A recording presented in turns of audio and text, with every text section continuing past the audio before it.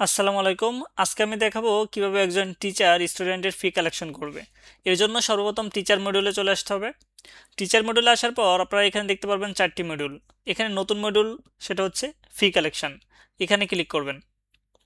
ফি কালেকশনে ক্লিক করার পর এখানে 4টা মেনু দেখতে পারবেন: fee collection, my collection report, discount এবং হচ্ছে ক্যান্সেল রিসিভেবল পেমেন্ট।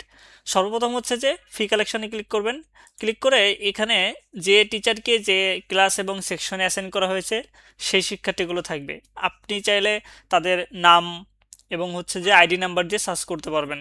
আমি একটা আইডি নাম্বার দিয়ে সার্চ করব। এখন সার্চ করার পর এখানে দেখতে পাচ্ছেন তার অক্টোবর, নভেম্বর, ডিসেম্বর মানে কোন মাসে কত ডিউ আছে। অক্টোবর মাসে টিউশন ফির আন্ডারে কত টাকা আছে, অক্টোবর মাসে এক্সাম ফির আন্ডারে কত টাকা আছে। এবং আরেকটা বিষয় হচ্ছে যে এখানে এখানে শো অল ডিউ এবং টোটাল ডিউতে দেখতে পারবেন তার মোট কত টাকা ডিউ আছে। এবং সবসময়ের জন্য শো অল ডিউ ক্লিক করবেন। শো অল ডিউ ক্লিক করলে যদি পুরনো কখনো তার কোনো মাসে টাকা থাকে সেই ডিউটা শো করবে। এর জন্য হচ্ছে এখানে শো অল ডিউ ক্লিক করবেন এবং এখানে দেখতে পারবেন 3 মাসের টাকা তাকে দেখাচ্ছে। এখন আপনারা চাইলে সিলেক্ট অল দিয়ে সম্পূর্ণ টাকাটা রিসিভ করতে পারবেন।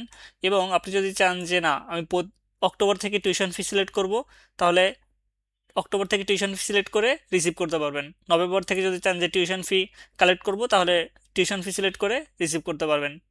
আপনি একসাথে মাল্টিপলও সিলেক্ট করতে পারবেন, সিঙ্গেলও সিলেক্ট করতে পারবেন।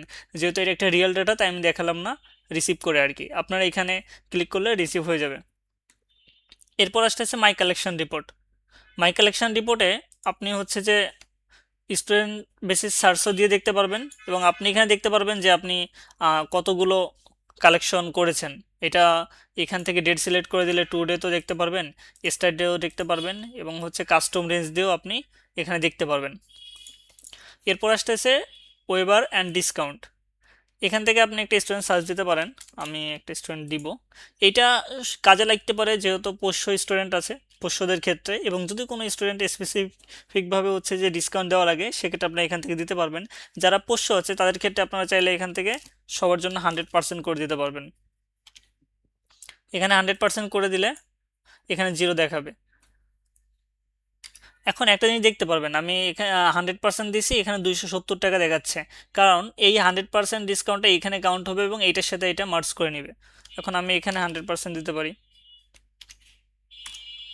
এখানে 300 দেখাচ্ছে এবং এখানে 100% দেখাচ্ছে। আমি যদি সবগুলো এখানে এভাবে করে দিই, তাহলে এরপর যে টাকা জেনারেট করা থাকবে ওই জেনারেট টাকাগুলোই আর কখনো হচ্ছে যে 1 টাকাও জেনারেট হবে না, সব 100% ডিসকাউন্ট চলে আসবে।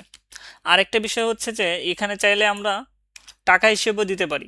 ধরেন এখানে 270 টাকা আছে, আমি চাচ্ছি তাকে 100 টাকা ডিসকাউন্ট দিয়ে দিব।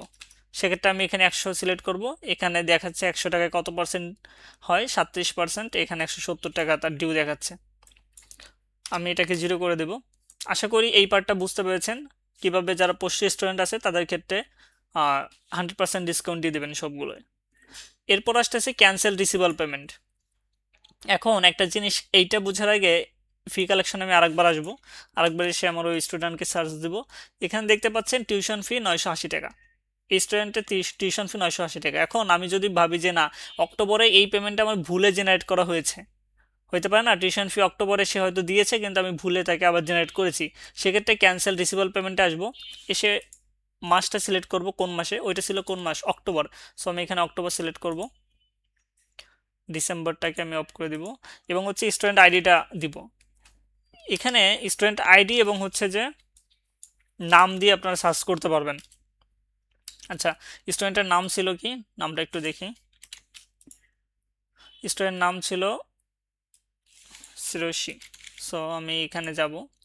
এখানে আসার পর স্টুডেন্টের নাম দিয়ে এখানে সার্চ করব এবং আপনারা আইডি দিয়ে সার্চ করতে পারবেন। এখন আমার এখানে দেখতে পাচ্ছি কি টিউশন ফি আছে ডিসেম্বরের আন্ডারে, ডিসেম্বর মাসের আন্ডারে টিউশন ফি দেখাচ্ছে, টিউশন ফি ডিসেম্বর। এখন আমি চাইলে এটা সিলেক্ট করে এখানে যদি আমি ডিলিট করে দিই, তাহলে তার এই রিসিভেবলের এখানে স্টুডেন্টের রিসিভের এখানে আর কোনো ডিউ দেখাবে না। এই অক্টোবর থেকে টিউশন ফিটা চলে যাবে। আশা করি এই বিষয়টা বুঝতে পেরেছেন। ধন্যবাদ সবাইকে।